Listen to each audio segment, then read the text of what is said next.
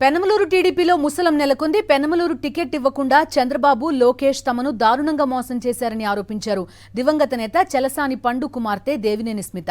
బోడే ప్రసాద్ కు పెనమలూరు టికెట్ ఇవ్వడంపై ఆమె తీవ్ర అభ్యంతరం వ్యక్తం చేశారు. 2009లో తన తండ్రి ఓడిపోవడానికి సొంత పార్టీ నేతల వెన్నుపోటే కారణమని విమర్శించారు. తన తండ్రి చనిపోయిన తర్వాత అండగా ఉంటామని అందరూ వచ్చి హామీ ఇచ్చి ఇప్పుడు అన్యాయం చేశారని మండిపడ్డారు. ఈసారి టికెట్ ఇస్తానని లోకేష్ హామీ ఇచ్చారని, చంద్రబాబు, లోకేష్ మాటలు నమ్మి ఇంటింటికి తిరిగి పార్టీని బలోపేతం చేస్తే బోడే ప్రసాద్ కు టికెట్ ఇచ్చారని మండిపడ్డారు. నిన్నటి నుంచి టికెట్ బోడే ప్రసాద్ గారికి కన్ఫర్మ్ చేశారు పార్టీ అధిష్టానం. మాకెందుకు కన్ఫర్మ్ చేయలేదనే విషయంతో నేను ఇవాళ సూటిగా అధిష్టానాన్ని ప్రశ్న అడదలుచుకున్నాను. అఫ్కోర్స్ పార్టీ అన్నాక ఒకసారి ఒకరికి, ఒక్కొక్కసారి ఒకరికి వస్తుంది కాదను, కానీ ప్రతిసారి మా కుటుంబానికి పార్టీ ఎందుకు అన్యాయం చేస్తుంది? ఇది ఫస్ట్ టైం కాదు. ఇప్పుడు అంతకుముందు ఇచ్చి మేము ఏ అన్యాయం జరగకుండా ఉంటే ఈసారి మేము కాంప్రమైజ్ అవ్వడానికైనా, పార్టీ కోసం త్యాగం చేయడానికైనా మా కుటుంబం ఎప్పుడూ సిద్ధంగానే ఉంది. అది జరిగింది కూడా. 2009లో నాన్నగారు కూడా ఓడిపోవడానికి కారణం ఈ పార్టీయే. వెన్నుపోటు రాజకీయాలు అనేది ఈ తెలుగుదేశం పార్టీలోనే ఎందుకు ఉంటుందో నాకు అర్థం కావట్లేదు. 3 మండలాలు జెడ్పీటీసీలు బీ ఫామ్తో సహా మేమే ఇచ్చాం, మా చేతుల మీదుగానే ఇచ్చాం.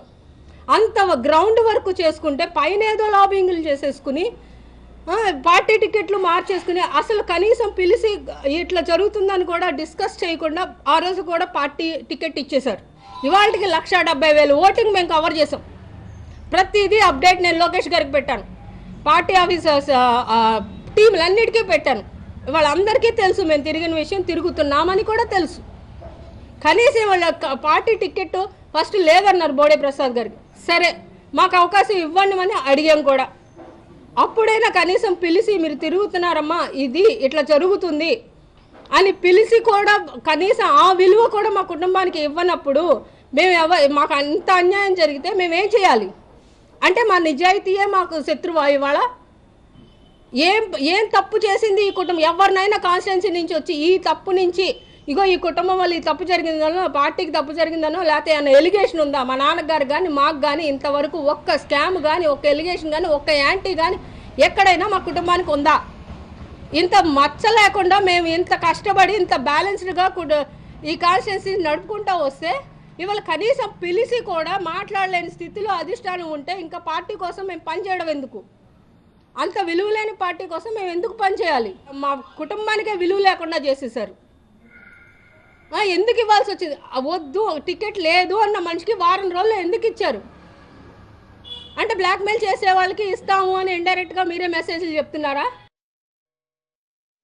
అలా దేనికి కూడా ఈరోజు పార్టీ నుంచి ఏది ఆశించలేదు మేము ఇంతవరకు. మేము అడుగుతుంది ఆ రోజు నుంచి ఈ రోజు కూడా అడుగుతుంది ఒకటే మాట, మా నాన్నగారిని గెలిపించుకోవాలి. మా స్వార్థం అంటూ ఉంది అంటే అదొక్కటే, మా నాన్నగారిని గెలిపించుకోవాలి సార్. ఆయన చాలా మానసిక ఇదితో చనిపోయారు. పోనీ ఆయనకి నాకు లేదో లేకపోతే నా మీద యాంటీ ఉందో అంటే అది వేరే విషయము. సొంత మనుషులే, పార్టీ మనుషులే వెన్నుపోటు పొడిచి నేను ఎందుకు ఓడిపోవాలనే మానసిక స్థితిలో చనిపోయారు. ఆయన్ని గెలిపించుకోవాలి సార్, అదొక్కదానికోసమే మేము తిరుగుతున్నాం అని కూడా మేము చెప్పాం.